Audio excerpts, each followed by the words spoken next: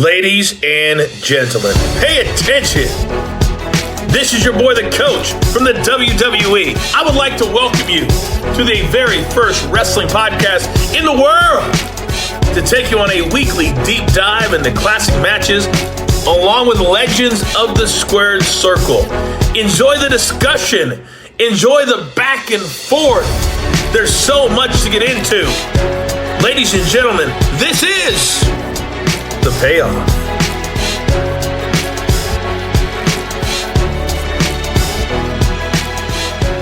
Welcome to an all-new episode of The Payoff. I'm Tom. That's Jeff. Jeff, I don't know why you did this to yourself and scheduled a Goldberg match. I know that he triggers you in a very negative way. Yeah, I feel like I'm almost like Bret Hart sometimes. Like I am just not the biggest Goldberg fan. Like, I make no secret of that. Like, there was a time where, like I was buying the pay-per-views and had friends over to watch Goldberg's streak continue. But I still remember standing in my parents' living room with all my friends watching him lose. But that was the biggest moment ever, in wrestling. But nowadays, like, it's just a dick. And that's all I can really go with. So, that's all I know. So, but we're still going to cover this one. Why not? It's just one of those ones that there is some good story here because of why this match is even taking place. Like it really shouldn't be, because of just the timing and all that. And so, just kind of wild. But we're still going to do it anyways. Why not? I am curious how we got to this match and why we're doing it, and we'll talk about this Nitro because it was pretty wild. But I don't know, man. I'm looking forward to you filling us in a little bit. I say we just jump right into this one. Let's get let's get to the build. Oh, it's time for the build. So much to talk about here. This is a 3-hour Nitro, which you forget happened. But remember, these were actually pretty common then. So, Raw was an hour, Nitro goes to 2 hour, Raw goes to 2 hours, Raw becomes live every week because they were getting made fun of for taping it. Nitro then goes to 3 hours. And I don't know if Nitro was always 3 hours or sometimes 3 hours. We'd have to go back and look. But this particular one, September 14th, 1998, we're in Greenville, South Carolina, and it's a 3-hour Nitro. Now, Jeff, I'm going to cover all the matches here in a second because we have 8 matches, all right? Okay. Including 2 of which was for championships. But in addition to that, we also have Bret Hart and Roddy Piper facing off. We have the huge Ric Flair return where I remember this, where he comes back in South Carolina. Place goes ballistic. Yep. Massive pop. One of, I feel like, the biggest pops because it was a surprise, but it was built to it. And then you also had a confrontation between the Warrior and Hulk Hogan that's leading into their match at Halloween Havoc. Plus, you had Alex Wright versus Van Hammer, Saturn versus Kendall Windham, Wrath versus the Renegade, which is kind of funny. You had the Renegade still on a show that the Warrior was on because the Renegade was the Warrior ripoff. Kidman is going to win the Cruiserweight Championship over Juventud Guerrero. Scott Steiner is going to defeat Norman Smiley and Silver King in a handicap match. The Giant is going to defeat Meng. You're going to have Luger versus Scott Hall. Then, at the end of the night, you have Goldberg and Sting for the World Heavyweight Championship. It's insane! Mm-hmm. Yeah. And it doesn't make a ton of sense. What was the longest match here? Saturn and Kendall Windham. Oh boy. Yeah. Wow. Yeah. Okay. Sorry we didn't cover the Wrath and Renegade match. And I will add that to the list for one day, but Jesus Christ. So So, oh boy, where do we go? September 14th, 1998. That's when this one's taking place. Um, we'll start with Sting. You had Sting and the Giant actually winning the tag team championship at Slamboree in May, when you had Hall turning on Nash. You then had Sting and the Giant split due to them joining opposite sides of the NWO, red and white. And so they ended up vacating the titles actually about 2 weeks later.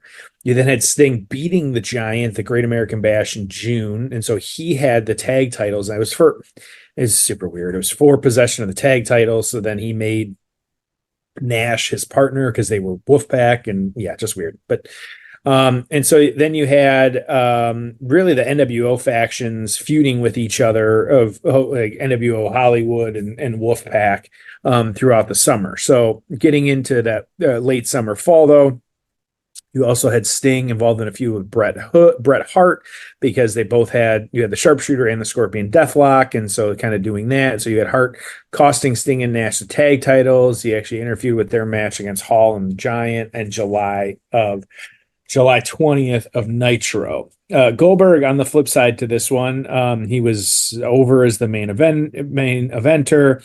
Getting over, he was defending the U.S. Heavyweight Championship, becoming the World Heavyweight Championship contender. At the time, we all know Hollywood Hulk Hogan had it. Eventually, it was, of course, the Georgia Dome match. Beat Scott Hall and then beat Hogan. That was kind of it. And so, he was the champ. It was interesting because he actually, the Fall Brawl 1998, taking place just like the day before this, he actually didn't have a match. Like, he was the world champion and he didn't have a match. The main event of that one was Team WCW versus Team Wolfpack. He didn't even put Goldberg on the card, and he's got the damn belt. And so, I can complain about the booking there. And so, but even with that, like, okay, so then they just decided, like, we're going to have this match today.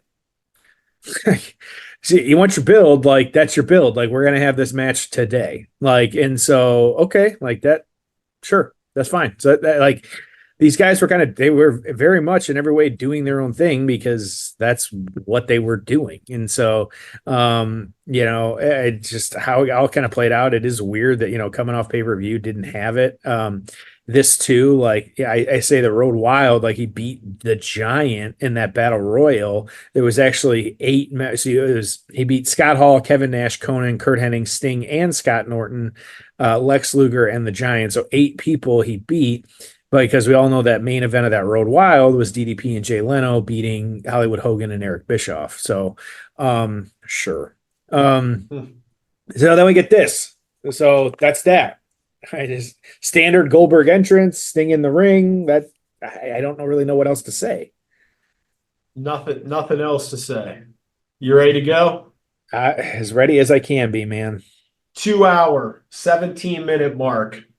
Nitro, September 14th, 1998, season 4, episode 37. Are you ready? Sure. Time for the payoff. Ho! It's time for the payoff. NWO heavyweight champion of the world. He is Goldberg. I'll tell you one thing right here. I'm telling you, he's going to have. So he's over. Obviously, yeah. He's very over. He's 2 months into holding the title.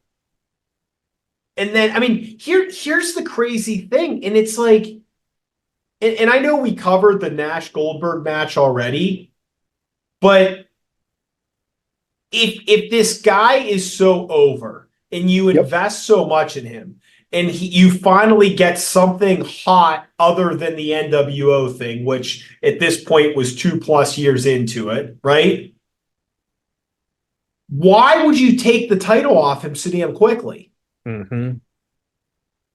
And I'd argue first of all, I don't think the streak and the title reign were getting lame. But even if you think that were the case, you know what I would have done? I would have turned the son of a bitch heel. Mm-hmm. Because let him do that, yeah. Give him a 6-month reign as a heel then. So what are we doing here? So Sting, this is what made WCW so tough to follow. So like Sting, who feuds with the NWO, joins the NWO, but he joins the red NWO, not the white NWO. So it's kind of okay. And they're kind of baby faces, but we're putting babyface Sting versus babyface Goldberg, and we're putting this match on TV instead of pay-per-view, and we're putting it at the end of a 3-hour show. I mean, am I missing anything, or is this just incredibly stupid? Yeah, you're dead on. You know, like it makes no sense, no build, like no nothing. Like this should have been like at least a 3-month something. Like you could have done that. I don't know how. Like I'm not going to do the research to figure it out because I don't care enough because it's Goldberg. And remember, we never went back to Hogan Goldberg on pay-per-view. So instead of, hey, let's do Goldberg, let's put Goldberg in a rematch with Hogan on pay-per-view. Oh no, let's put him on with Sting on free TV. Yeah, and this one too. So this was, I mean, this is a short match. We've got like there's not gonna be a whole lot happening, but I mean with like 10 minutes, this is I'm notorious for this, but like looking like okay, there's 15 minutes left on TV, so this match is gonna be 10 or 8, like, or there's got to be some kind of shenanigans. Like this would happen on this, like this would have been like 10:45 and this match is getting going. Like I will say this is not the like squash that we're used to with Goldberg. Like he's working Sting a little bit. Of course, he just pops up right away. He didn't know what the hell he was doing there. That looked like weird. Kind of a weird. They completely screwed up Goldberg in this thing. You do the big Hogan thing, and it's like he had that great match with DDP and Halloween Havoc that everyone loves. Yep. And then you're taking the title off him by the end of the year. Right. And here you have him against a babyface. What are you doing? Well, I feel like even I'm wondering because there was one spot like he kind of was bad on one spot. I'm wondering if like Sting's just trying to get the good match out of him here. Like it's this, how much of a struggle is that, and kind of trying to fight through that. Like it's part of this, but yeah, even when he suplex or power slammed him early in the match, like he didn't have a good grip on Sting. I'm kind of watching his movement throughout this as we're doing this. Yeah. Just weird. It just makes no sense what they were doing. No, and not to say there isn't, like you and I both know there's a lot of good wrestling that took place on these shows, but like some of this wild booking at this point to help Goldberg out, like just makes zero sense. It feels like Goldberg hasn't been in the WWE forever. That was only 2 years ago that he wrestled Reigns in Saudi Arabia. Yeah, I know. Yeah. That really wasn't that long ago. No, and you just know he's coming back. And before he did that, he did the Bobby Lashley stuff. Yeah, that's right. It's weird now because it's like what do you okay, let's say he had to come back. It's like what do you do? You already did the Hall of Fame thing. So it's like, I guess it depends on what he wanted to do. You want to wrestle one match or you want to wrestle 6, and then it's like, you have this, I just feel like this John Cena retirement 2025 tour is going to be suffocating. Like, I don't think you can have Goldberg retire. I just think the Cena thing's I think it's going to be all over TV for an entire year. And maybe I'm wrong. But I just feel like it's going to be, to the point where I think it's going to be annoying. And I'm not a big Cena fan. Look, I know it's not going to happen, but I would strongly consider at some point in 2025 going Cena heel turn. And maybe, screwing over Cody or something. I could see a story where, I don't know. And again, I know it's not going to happen, but it's like, something other than the happy-go-lucky Cena in 2025 would be fantastic, I think. I think they can run it back and maybe do some heel matches with some of these people. Like, I think that would be really cool to see. It's a good match, by the way. Yeah, Sting's working hard on this one. Yeah, third Stinger splash. Oh. Goldberg's good about that, like running into nothing. What a move! What a counter move! And Sting to the legs. Probably gave himself a concussion. Dude, the fans are super into this. They're all standing. Well, he's going for the Scorpion Deathlock here. I mean, WCW was still hot in '98. Look at the crowd. Everybody's going wild. Like, we were too. Like, we can't deny that. Like, no. Yeah. This is, again, I know I keep saying this, but put this in contrast with AEW. Like, you're not seeing a Dynamite with 20,000 fans going batshit crazy for 3 hours. Yep. Oh, but the wrestling's better. Will Ospreay's better than Sting. Okay. For who? For a couple 100,000 people. Yeah, give me Sting right now. Which Will Ospreay and Ricochet do gymnastics, and it's 5 stars, but the women do it, and it's choreographed gymnastics. Like, I know. All right, so here comes Hulk Hogan.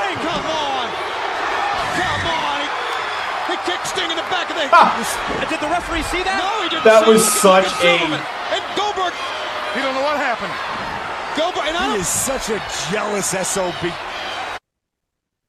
So Hogan interferes. How the ref didn't see that? I just assumed we were getting a disqualification. Oh, that was funny.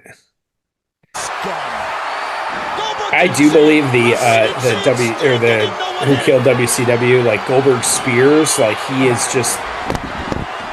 He didn't know what he was doing. Full of disgust. Okay, so think about this. This makes no sense. And up. Goldberg's your huge baby face, and he's getting booed. And getting help from Hogan on a DQ. Because he's getting help from Hogan. Now Hogan's attacking him. But it just doesn't. It's too convoluted. Like, wrestling needs to be simple, you know? And now here comes Bret Hart in a knee brace or something. So now he's going after Hogan, but can barely stand up. Why? That was the worst run-in. And that's a match I don't think we ever got, or we did get eventually, but there was a huge money match in that at some point. They blew that. They blew, Sting, Bret Hart, okay, so Sting's there. Bret Hart's, in WCW. And then Goldberg is looking at Bret.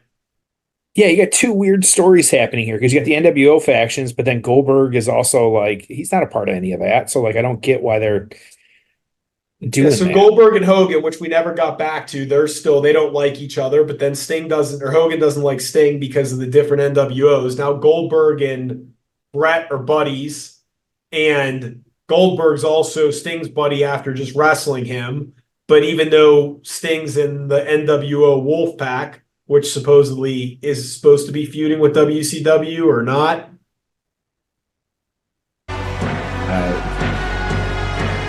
And the fans go quiet. Yeah, because what do you like? You don't even know what to do as a fan. I'm serious when I say that. Like, I'm just sitting here. I'm like, what am I supposed to do with all this? Yeah. And that's what they did. And it wasn't the one finger poke of doom or Nash beating Goldberg. It was just this bullshit for like 2 straight years. Yeah.